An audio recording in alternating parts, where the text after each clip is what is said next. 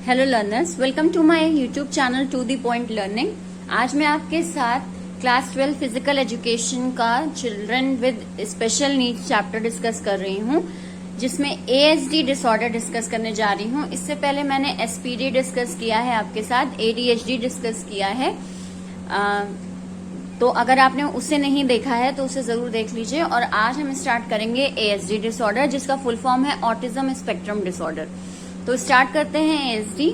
It impairs the ability to communicate and interact. It impacts the nervous system and affects the overall cognitive, emotional and social physical health. ASD जो disorder होता है उसका मतलब यह है कि ये कम्युनिकेशन पावर जो होती है या कम्युनिकेशन एबिलिटी जो दिमाग की होती है उसको सबसे ज्यादा इफेक्ट करता है, जिससे आदमी इंटरैक्ट नहीं कर पाता, कम्युनिकेट नहीं कर पाता किसी से ठीक तरीके से। यानी उसके दिमाग में बातें पहुंचती तो हैं लेकिन वो उसको अपने तरीके से एक्सप्रेस नहीं कर पाता। तो nervous system that affects overall cognitive, इसमें क्या क्या चीजें अफेक्ट हो जाती हैं? तो कॉग्निटिव डिसेबिलिटी इंक्लूडेड होती है, इमोशनल, सोशल, फिजिकल हेल्थ, ये सारी चीजें अफेक्ट करती हैं।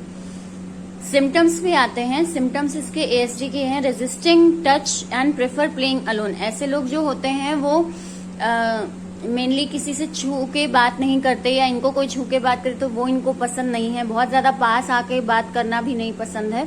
प्रेफर प्लेइंग अलोन, अलग खेलना पसंद करते हैं। यानी अगर हम कहें तो सोसाइटी या सोशल इंटरैक्शन या सोशल गैदरिंग से बचते हैं।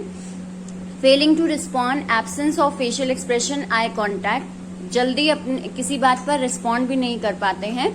एब्सेंस ऑफ फेशियल एक्सप्रेशन, आप इनके फेस को देख के नहीं समझ सकते कि इनको चीज समझ आई नहीं आई, या कुछ सही लग रहा है इनको कि नहीं, या क्या बात है, बात समझ में आ रही है या नहीं। ये सारी चीजें जो फेशियल एक्सप्रेशन होता है वो इनके में बहुत वीक होता है। आई कॉन्टैक्ट भी ये लोग जल्दी नहीं करते हैं, आंखों में देखकर बात नहीं करते हैं, मेनली इधर उधर देखकर बात करते हैं, इंटरैक्ट उतना बढ़िया नहीं कर पाते। यूजिंग वर्ड्स फ्रेजेस रिपीटेडली, एक इनमें होती है कि किसी एक वर्ड को या किसी एक फ्रेज को बहुत ज्यादा बार बार रिपीट करने की आदत इनको होती है अपने सेंटेंसेस में, चाहे उस वर्ड का मीनिंग पता हो चाहे नहीं पता हो, लेकिन बार बार एक ही वर्ड को रिपीट करना है हर सेंटेंस में। तो ये इनमें हैबिट देखी जाती है। नेक्स्ट आते हैं fails to express emotions and communications, क्योंकि ये मीनिंग में भी हम पढ़ चुके हैं एसडी के कि कम्युनिकेट इतना अच्छा नहीं कर पाते हैं, कम्युनिकेशन गैप बहुत ज्यादा होता है इनके बिहेवियर में, और अपने इमोशंस को भी एक्सप्रेस करने में वीक होते हैं, इसीलिए बहुत ज्यादा अलग रहना इनको पसंद है। Unable to read facial expressions and body language, खुद तो फेशियल एक्सप्रेशन इनके वीक होते ही हैं, साथ साथ दूसरों के भी फेशियल एक्सप्रेशंस को रीड नहीं कर पाते कि सामने वाला क्या चाह रहा है, वो किसी चीज के लिए ना कर रहा है। तो ये सारी चीजें, बॉडी लैंग्वेज वगैरह सही से समझ नहीं पाते हैं। डेवलपमेंट ऑफ स्ट्रिक्ट रूटीन, बहुत ज्यादा स्ट्रिक्ट रूटीन फॉलो करने के आदी होते हैं ऐसे लोग कि जरा सा भी अपने रूटीन से हट के काम हो तो इन्हें बहुत ज्यादा इरिटेशन शुरू हो जाती है। तो एक पूरा जो शेड्यूल होता है, रोज नियम जो एक है, तो वो निभाना पसंद करते हैं, चेंजेस पसंद नहीं है। ऑब्सेशन विद सर्टेन ऑब्जेक्ट्स और एक्टिविटी, किसी चीज को देखकर या किसी एक ऑब्जेक्ट या किसी एक हरकत से इनको बहुत ज्यादा इरिटेशन होने लगती है या होती है। जनरली देखा जाता है कि इनको किसी चीज से बहुत ज्यादा ही बिल्कुल इंटरैक्ट नहीं करना चाहते उस चीज से, या बिल्कुल अपने आसपास उस चीज को या उस व्यक्ति को या उस एक्टिविटी को देखना नहीं चाहते। तो इस टाइप की फीलिंग इनके अंदर होती है। कॉजेज देखते हैं, कॉजेज क्या क्या होते हैं। तो कॉजेज पहले भी मैं आपको बता चुकी हूँ कि मेनली आपके जितने डिसऑर्डर हैं कॉजेज उसमें ऑलमोस्ट सेम है। तो स्टार्ट करते हैं। सबसे पहला जेनेटिक, जीन से ही इस तरह का डिसऑर्डर मिला है, इसलिए ऐसा पाया जाता है इनमें। Impaired neurological structure, neurological structure proper नहीं है दिमाग का, इस वजह से एएसडी राइज हो जाए। मेडिकल कंडीशंस, यानी मेडिकली ही किसी तरह अफेक्टेड हैं, जैसे फ्रेजाइल लेग सिंड्रोम है, बेनाइन ट्यूमर है हेड में, या फिर रेड सिंड्रोम है जो मेनली फीमेल्स में देखा जाता है। तो ये सारे सिंड्रोम्स या ये सारी दिक्कतें अगर है, पर्टिकुलर डिजीज ही है उससे रिलेटेड, तो ये डिसऑर्डर जल्दी हो जाता है। प्री मैच्योर बर्थ, यानी अपने टाइम से पहले ही पैदा हो गए हैं ये बच्चे, तो उनमें भी एएसडी डिसऑर्डर देखा जाता है। Poor social interaction and over dependency on parents, जिन बच्चों में बचपन से ये आदत होती है कि अपने पूरी तरीके से अपने पेरेंट पे ही डिपेंड है, या कहें ओवर डिपेंड है, तो वो धीरे धीरे एएसडी वाली उनके अंदर इफेक्ट्स जो हैं वो डेवलप होना शुरू हो जाते हैं कि सोसाइटी से इंटरेक्ट नहीं कर रहे, बचपन से ही आदत नहीं है, हर चीज के लिए पेरेंट्स पर ही बहुत ज्यादा डिपेंड हैं, तो ऐसे फिर डिसऑर्डर उनके में राइज हो जाता है। तो ये भी कारण है एएसडी के। नेक्स्ट डिस्कस करते हैं ऑड। ऑड का फुल फॉर्म है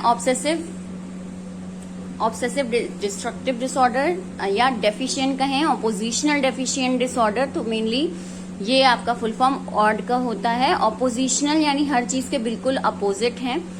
तो इस तरह का डिसऑर्डर मेनली इसमें एंगर सबसे ज्यादा आपका रोल प्ले करता है। दे mainly show persistent pattern of anger, यानी बहुत ज्यादा बार बार गुस्सा आना, या ऐसे लोगों में गुस्सा बहुत ज्यादा मेन कारण देखा गया है ऑड का।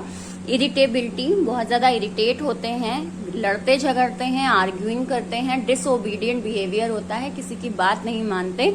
ये चीजें बचपन में बच्चों में तो कॉमन देखी जाती है, लेकिन जब बड़े हो जाएं तो भी यही हाल है और बहुत ज्यादा एक्स्ट्रा ऑर्डिनरी हाल है ये। तो फिर वो ऑड है, वो डिसऑर्डर है एक।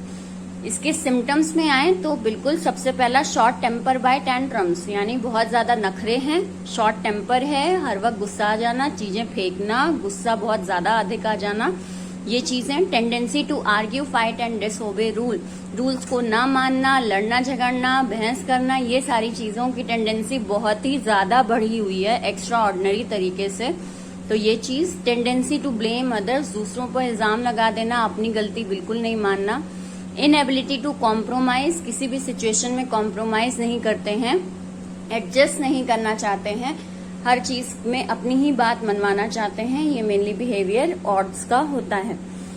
पुअर कंसंट्रेशन, कंसंट्रेट नहीं कर पाते क्योंकि गुस्सा बहुत ज्यादा रहता है, तो कंसंट्रेशन लेवल बहुत ज्यादा इनका कम होता है। लो सेल्फ एस्टीम, खुद के अंदर कॉन्फिडेंस की भी कमी होती है। और नेगेटिव इन नेचर, हर वक्त नकारात्मक सोच इनके में रहती है, हर चीज का नेगेटिव एस्पेक्ट ज्यादा देखते हैं as comparison to positive.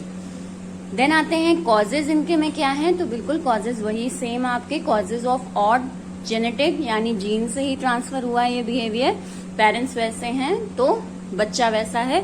Neurological यानी abnormal amount of neurotransmitters in the brains, brain में न्यूरोट्रांसमीटर्स जो होते हैं वो कुछ एबनॉर्मल अमाउंट के हैं, यानी जो आपके ट्रांसमीटर्स जो दिमाग में होते हैं जो आपके बिहेवियर को कंट्रोल करते हैं वो ही कुछ एबनॉर्मल हैं, तो बच्चे में ऑड सिम्टम्स या ऑड बिहेवियर देखा जाता है।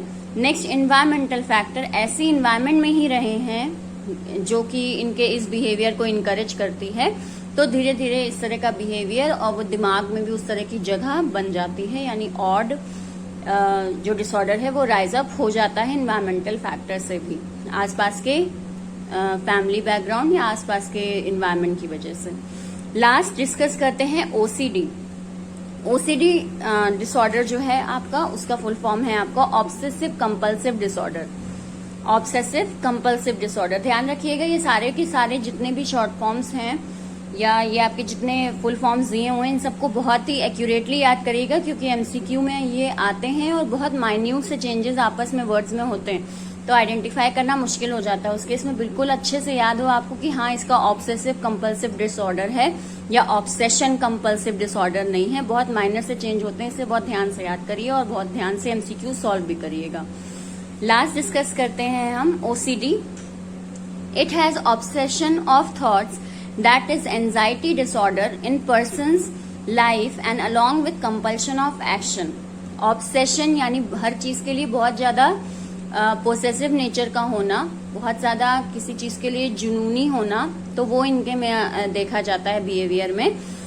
दैट इज एंजाइटी डिसऑर्डर, और वो ऑब्सेशन इतना ज्यादा बढ़ जाए कि वो किसी तरह के एंजाइटी डिसऑर्डर यानी घबराहट या बेचैनी में कन्वर्ट हो जाए, या किसी पर्टिकुलर पर्सन या किसी चीज को लेके बहुत ज्यादा ही पोसेसिव हैं कि ये हमारी है, बिल्कुल इधर उधर नहीं जाएगी।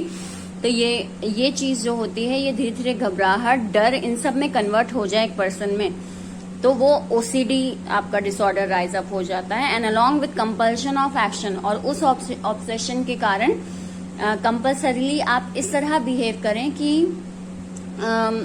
जैसे आपको डर लग रहा है किसी पर्सन को लेके, कोई आपके फैमिली मेंबर में है, तो आप बिल्कुल उसको जाने नहीं दो बाहर, या बिल्कुल अपने आंखों के सामने रखो कि एक पल भी इधर से उधर नहीं होगे, तो यानी आपके दिमाग में जो डर है आप उसको एक्शन में कन्वर्ट कर दे रहे हो, तो वो चीज आपकी ओसीडी में देखी जाती है। कुछ लोगों को डर होता है तो वो डर अपने अंदर रखते हैं, उसको ज्यादा एक्सप्रेस नहीं करते हैं, या किसी तरह अपने दिमाग को, अपने दिल को समझा लेते हैं। लेकिन ओसीडी के साथ प्रॉब्लम यह है कि इनके अंदर जो डर है वो सामने शो करते हैं और उसको फोर्सफुली चाहते हैं कि ये ऐसा ही हो जैसा हम कह रहे हैं।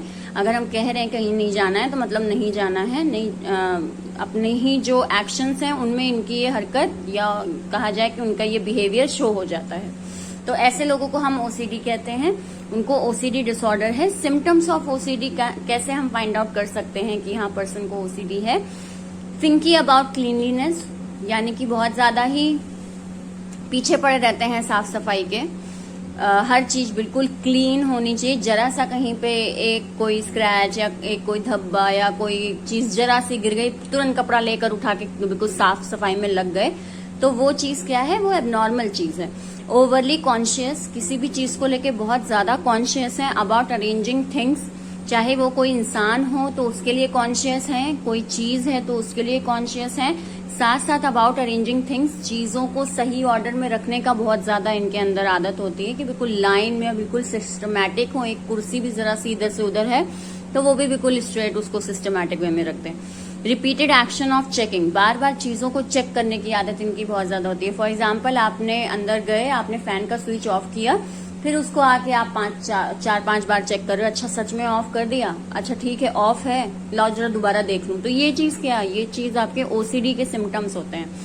Performing superstitious actions repeatedly, superstitious action यानी कि अंधविश्वास से भरे हुए एक्शन, उनको बार बार करना और उससे सेटिस्फाई भी होना। जब तक उसको कर ना लें तब तक खुद को संतुष्टि ना मिले, इस टाइप के एक्शंस इनमें देखे जाते हैं।